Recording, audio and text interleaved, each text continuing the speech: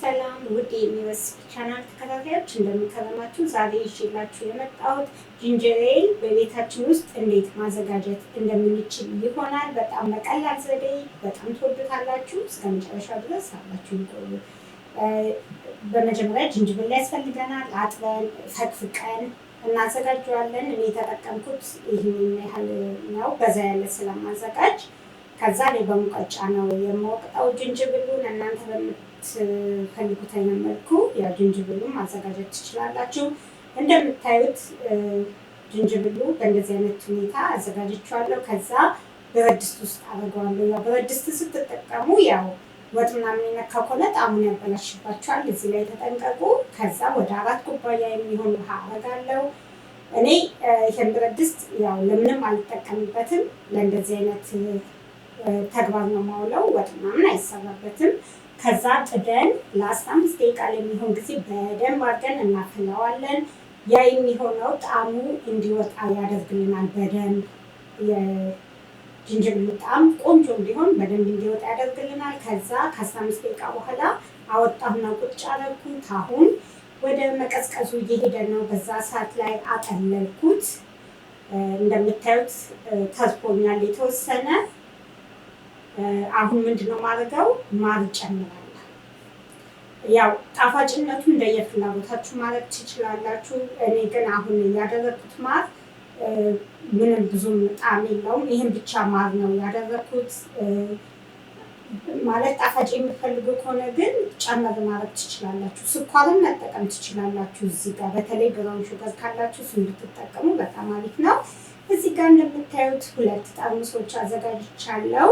ንጹህ በደንብ የታጠቡ። ከዛ ያው ማሩን በደንብ እንዲሟሟ አድርጌዋለሁ። ያው ማሩ ምንም የሌለው ንጹህ ማር ነው ማለት ምንም ማጥለልም ምንም አያስፈልገንም። እና ከዛ ጠርሙስ ውስጥ አደረግኩ። የቀረኝንም አጠልና ከፈለጋችሁ እንደገና እዚህ ውስጥ ማር አድርጉበት። ደግሞ እንዳይበዛ ከፈለጋችሁ አለማድረግም ትችላላችሁ። አሁን የማጠላ ውስጥ እንደየፍላጎታችሁ ማድረግ ይቻላል። እንደምታዩት በጣም ወፈር ያለ ነው እና ትንሿ ትበቃናለች ማለት ነው ለመቀየጥ። አሁን ያው በአንዱ ጠርሙስ ብቻ ነው ያደረኩት፣ ችሎልኛል። ከዛ ምንድነው የምናደርገው? ክድን አድርገን ያው የቀዘቀዘውን ነው ፍሪጅ ውስጥ የምናስገባው፣ ትኩሱን አናስገባም። በደንብ ግጥም አድርገን እንዘጋና ፍሪጅ ውስጥ አድርገን ነው ከ2 እስከ 3 ሳምንት እየቀነስን መጠቀም እንችላለን። እዚህ ጋር ያው ፍሪጅ ውስጥ አድርጌው ቀዝቀዝ ብሏል። ሶዳ አለኝ ወይም አምቦሃ እንደሚባለው ብርጭቆ አዘጋጅቻለሁ። አሁን ምንድነው ማደርገው? ብርጭቆ ውስጥ በጣም በትንሹ አደርጋለሁ። ምክንያቱም ጠንካራ ነው፣ ወፍራም ነው ብያቸዋለሁ ያዘጋጀሁት የጅንጅብሉ ውሃ። ስለዚህ እኔ ደግሞ እንዲበዛ አልፈልግም። ሊያቃጥልም ይችላል ሲበዛ አይደለ? ጨጓራችሁ ምናምን የሚያማችሁ ከሆነ ደግሞ መጠንቀቅ አለባችሁ።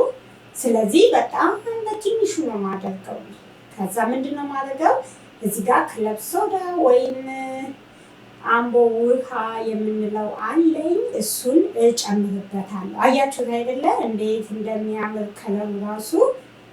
ከዛ ምንድነው የሚያስፈልገኝ? እኔ ግማሽ ሎሚ አድርጌበታለሁ፣ ጨምቄ ማለት ነው።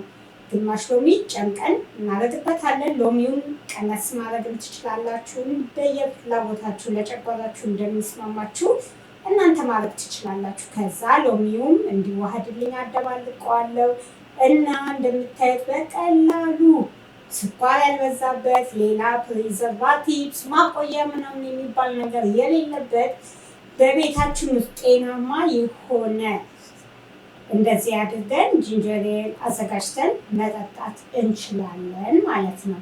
በጣም ቀላል ነው አይደል? በጣም ከሚገባው በላይ። እንደገና ደግሞ እውነቴን ነው የምላችሁ፣ ምንም የሚቀርባችሁ ነገር የለም። ጣዕሙ ራሱ ልዩ ነው። ያ የምንገዛው ታውቃላችሁ ሙሉ ስኳር ነው። ኢቭን ሹገር ፍሪ ቢልም እንኳን ያው አርቲፊሻል ፍሌቨሮች ምናምን ያደርጉበታል አይደለ? እንዲጣፍጥ ማለት ነው። ስለዚህ መጣፈጥ እንኳን ብትፈልጉ እንዲጣፍጥ እውነቴን ነው የምላችሁ ጨመር ማድረግ ነው ማሩን ወይም ስኳሩን።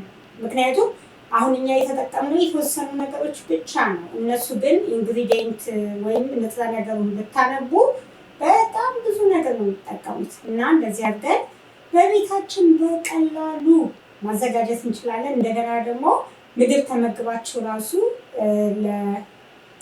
ለአፈጫጨት ስርዓቱን ያፋጠንላችኋል። እውነቴን ነው የምላችሁ፣ በጣም ነው የምትወዱት። ከበዓል በፊት ነበር ይዤላችሁ ልመጣ የፈለግኩት፣ ግን ያው ትንሽ ቢዚ ሆንኩና ሁኔታዎች ስላልተመቻችሁ ዛሬ ይዤላችሁ መጣሁ ማለት ነው።